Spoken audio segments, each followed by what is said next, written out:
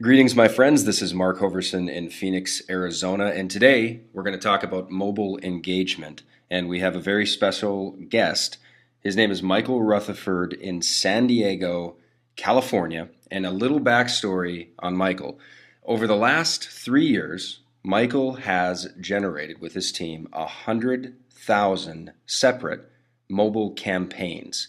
And we're going to go into a little bit about what that means. And he's also, with his team, generated multiple millions in mobile commerce.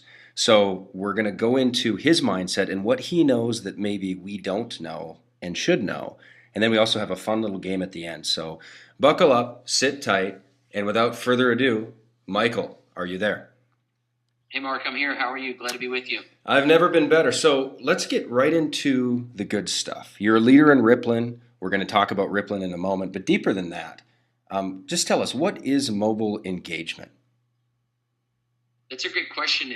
What's interesting about it is everybody's always curious, the mechanics and the specifics behind what mobile engagement is. And, everybody's noticing that the world has gone mobile. They've noticed everybody has got their faces in their cell phones. And what's interesting, we've kind of adopted a tagline of go where the eyeballs are, because if you can find the eyeballs, you can find people's attention. Mm-hmm. And whether you're an advertiser trying to reach customers, you can't market to where their eyes used to be. You have to market to where their eyeballs are today.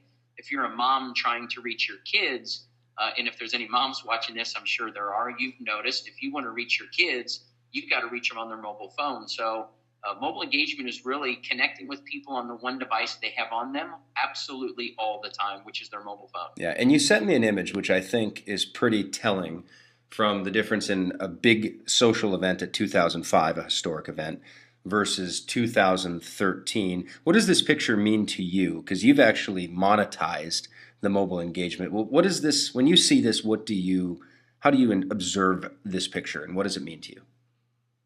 It means really a few things. One of the main things is it means the switch or the transformation that's take place on how people perceive the world, how they get news, how they connect with their friends, how they do life has absolutely radically changed. And people in today's world don't spend time on their laptops like they used to. They don't read newspapers like they used to. They don't experience life like they used to. They're taking pictures with their cell phones.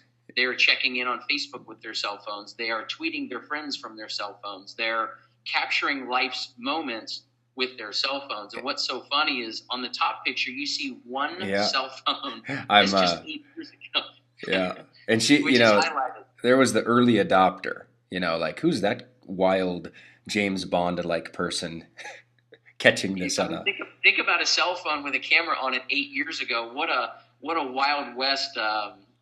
early adopter. Today, that was probably like a chocolate razor, by the way. But today, look at the bottom photo. Everybody and their brother, I don't care if they're 8 years old or 88 years old, they've got a mobile phone. I like it. So let's get to the second question. And again, everybody, stay tuned because we do have an interesting little game to play. So my next question is, do you think this mobile frenzy of constantly checking our phones, almost to probably addiction levels at some times, but do you think it's just a phase? Is it just a phase? Is it a temporary thing where it's dying down or it's going to fizzle out, or what do you feel? It's interesting to learn when you dive into the deep stuff, the thick stuff when it comes to mobile. You start peeling back layers, and on the surface it definitely feels like a fad because of how quickly it's happened. Right. The mobile adoption happens so much faster than the web adoption of people getting on their computers. In other words, when Microsoft and Apple really first came out and people got a computer for the very first time, it took a long time for just the average and ordinary wage earner in the world to have a mobile phone.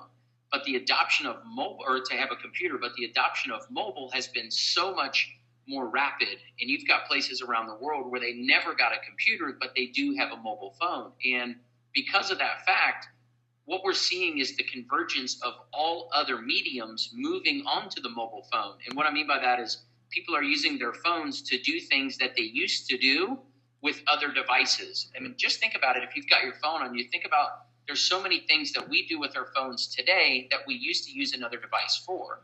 Yes. And what I'm getting to is people get news from their phones where they used to get news from the television or the radio. Mm-hmm. They get deals and discounts of from businesses or restaurants and things nowadays from their mobile phone. The phone has really become the Swiss Army knife of somebody's life. It's not just this hokey little place where people can chat with their friends. It really has become a tool that has influenced every area of their life. So what you would say is, and this is kind of a comical little picture that 20 years later and all these things fit in your pocket, and you've got the video camera, and we had one of these. I remember in the 80s we got one and we thought it was the coolest thing ever, and we'd carry it around in a big suitcase to our basketball games and radios and things like that. And now, so to the question, is this a phase? What's actually happening now is that the mobile phone is literally becoming the Swiss Army knife. It's actually increasing usage, and with apps, more and more things are folding into it, from augmented health devices that you plug in and you can get diabetes readings, you can do breathalyzer things, you can do blood work. I mean, it's crazy what is happening. Actually, more things are rolling into the cell phone and into the mobile thing than we even thought at the start. So I don't think you think it's a phase, is what I gathered from that. I think it sounds like it's a velocity that's picking up. Yeah, there's no question. And one of the uniquenesses too is when people talk about phases and fads, they're very flighty. They're kind of here here today, gone tomorrow. One of the uniquenesses about mobile is so many people's everyday lives, not just aspects of their lives, but everyday aspects of their lives. I mean, many of them, most of their lives have become so integrated into their phone, or their phone has been integrated so much into their lives. You would almost have to alter every hour of your day to not use your mobile phone, because we've become so reflexive and so dependent upon it. It's crazy. I've never seen a device do that in history. Well, it's blowing everybody's minds the deeper you go into this. So you are what I would call a super splasher in the Ripple.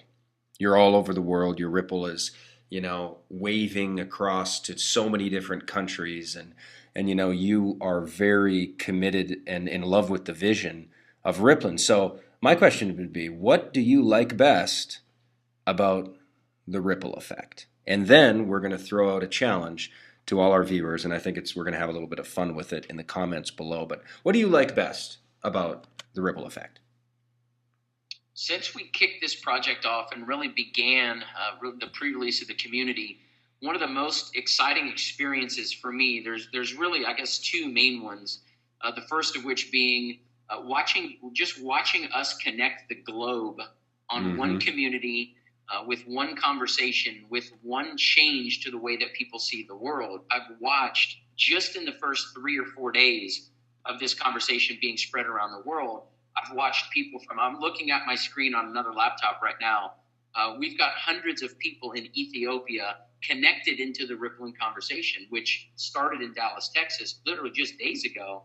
But I've watched it already ripple out into Ethiopia, in Israel. I mean, we've got people, I'm not kidding, in Iceland, Greenland, Sri Lanka, places that I didn't even know I know there were countries, but places I didn't even know were countries. The teeniest little islands, in French Polynesia, have dozens of people in the ripple. So how quickly, by design and by definition, how quickly the ripple effect has already touched and brought together all four corners of the world.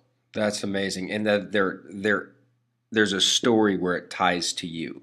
That's what I think, just the gamification of rippln, the simple game of watching the social connectivity, and the fact that the tech companies, in terms of vision, the tech companies know that your influence is that powerful, Michael, and up until now, they're the only ones who harvest it, right? So rippln is literally restructuring the way tech companies operate, and I think it's a very exciting conversation. So number one is that you love just the connectivity and watching it grow from a viewer standpoint. What's the second thing you were going to say?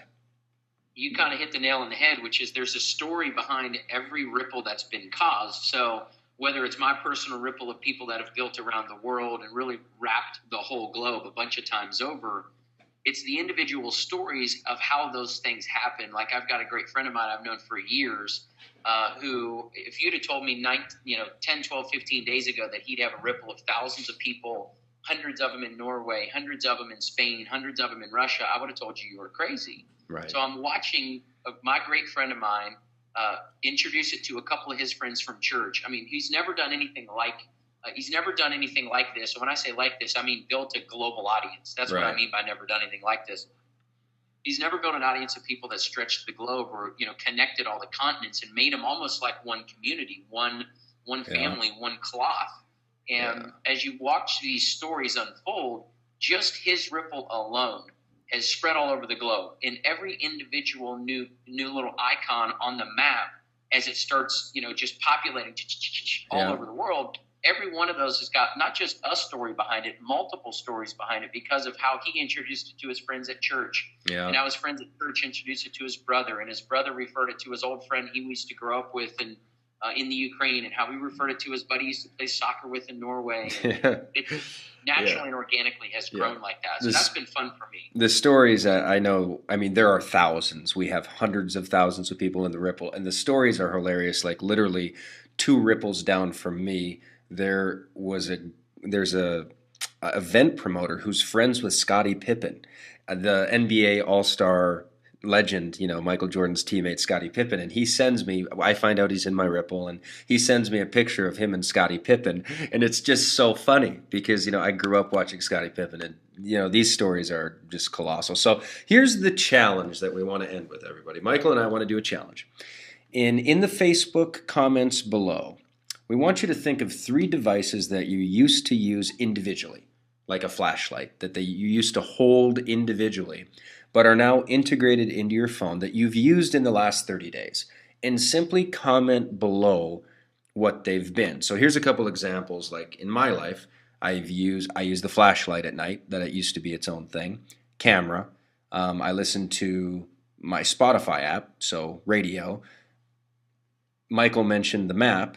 I use the calculator daily. I used the alarm clock this morning. Watch to tell time. And then used to have a big physical Nintendo, but now I play games on my phone. So we want to see below how many in the last 30 days, single devices, just think in your mind, have you used? Michael, what are a couple that you use on in the last 30 days or on an almost daily basis?